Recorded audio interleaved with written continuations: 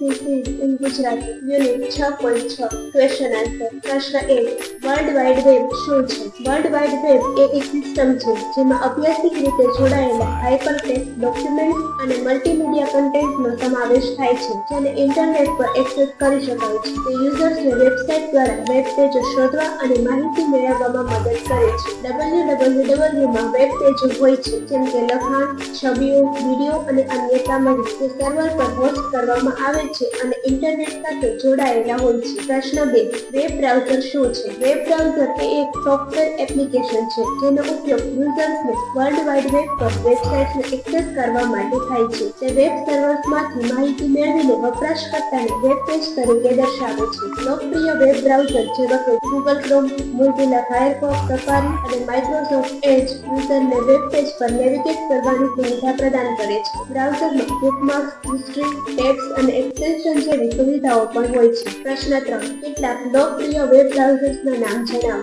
કેટલાક લોકપ્રિય web browser Google Chrome, Mozilla Firefox, Safari, Microsoft Edge, Opera વગેરે. આ બ્રાઉઝર યુઝરને વેબ પર નેવિગેટ કરવા, ઓનલાઈન કન્ટેન્ટ એક્સેસ કરવા અને વિવિધ વેબ આધારિત સેવાઓ સાથે પરિચય કરાવવામાં મદદ કરે છે. પ્રશ્ન 4. વેબ બ્રાઉઝરને કેવી રીતે કન્ફિગર કરવું? વેબ બ્રાઉઝરને કન્ફિગર કરવાના પગલાં. 1. સેટિંગ્સ ખોલો. બ્રાઉઝરમાં ટોપ રાઇટ કોર્નરમાં મેનુ આઇકન પર ક્લિક કરીને સેટિંગ્સ પસંદ કરો. 2. પ્રાઇવસી અને security settings. Cookies, pop-ups, browsing history અને સિક્યુરિટી સેટિંગ્સ માટે પ્રેફરન્સ સેટ કરો. 3. દેખાવને કસ્ટમાઇઝ કરો. થીમ, ફોન્ટ અને અન્ય દ્રશ્ય તત્વો બદલવા માટે સેટિંગ કરો. 4. હોમ પેજ અને ડિફોલ્ટ સર્ચ એન્જિન સેટ કરો. તે પેજ પસંદ કરો જે બ્રાઉઝર ખોલતી વખતે શરૂ થાય છે અને પસંદગીનું સર્ચ એન્જિન સેટ કરો. 5. એક્સટેન્શન અથવા એડ-ઓન્સ સક્રિય કરો. ટૂલ્સ અને કાર્યો વધારવા માટે એક્સટેન્શન ઇન્સ્ટોલ કરો જેમ કે એડ બ્લોકર્સ અથવા પાસવર્ડ મેનેજર. પ્રશ્ન 5. સર્ચ એન્જિન શું છે? સર્ચ એન્જિન એ પ્લેટફોર્મ છે જે યુઝરને ઇન્ટરનેટ પર માહિતી શોધવા માટે મદદ કરે છે. યુઝર કીવર્ડ્સ દાખલ કરે છે અને સર્ચ એન્જિન તે કીવર્ડ્સ પર આધારિત વેબ પેજો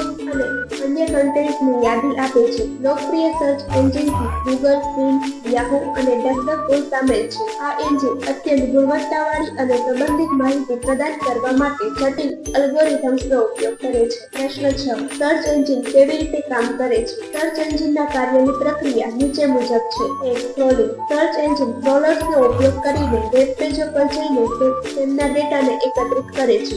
2. ઇન્ડેક્સિંગ. આ ક્રોલર્સ પેજોના ડેટાને એક જગ્યાએ સેવ કરે છે. તેને ઇન્ડેક્સ કહેવામાં આવે છે. 3. રેન્કિંગ. જ્યારે યુઝર સર્ચ કરે છે ત્યારે એન્જિન અલ્ગોરિધમ્સના આધાર પર પેજોને સંબંધિત અને વધારે ગુણવત્તા અનુસાર રેન્ક કરે છે. 4. પરિણામ બતાવો. સર્ચ એન્જિન સર્ચ પરિણામ દર્શાવે છે જેમાં સૌથી સંબંધિત અને ગુણવત્તાવાળા પેજો ટોચ પર બતાવવામાં આવે છે. પ્રશ્ન 7. કેટલાક લોકપ્રિય સર્ચ એન્જિન્સના નામ આપો. કેટલાક લોકપ્રિય સર્ચ એન્જિન્સમાં ગૂગલ, બિંગ, યાહૂ અને ડકડકોનો સમાવેશ થાય છે. આ સર્ચ એન્જિન યુઝરને ઓનલાઈન માહિતી શોધવામાં મદદ કરે છે. પ્રશ્ન 8. વેબ પેજને પ્રિન્ટ કેવી રીતે કરવું? વેબ પેજને પ્રિન્ટ કરવા માટે આપેલા પગલાં અનુસરો. 1. વેબ પેજ ખોલો.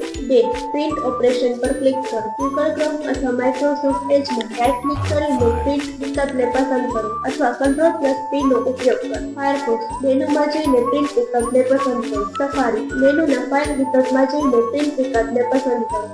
3. પ્રિન્ટ સેટિંગ્સ કરો.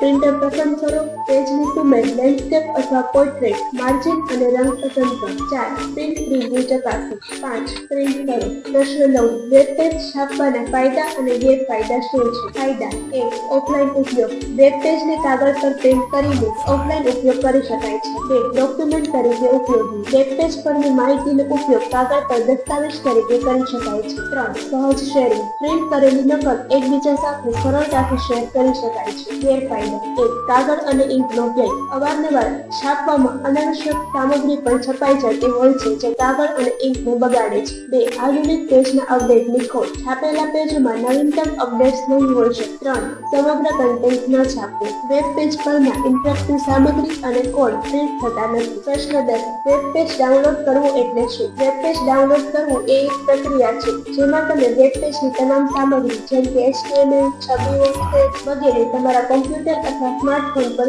સાચવી શકો છો. તેથી તમે તે પેજોને ઓફલાઈન ઉપયોગ માટે એક્સેસ કરી શકો છો. Thank you.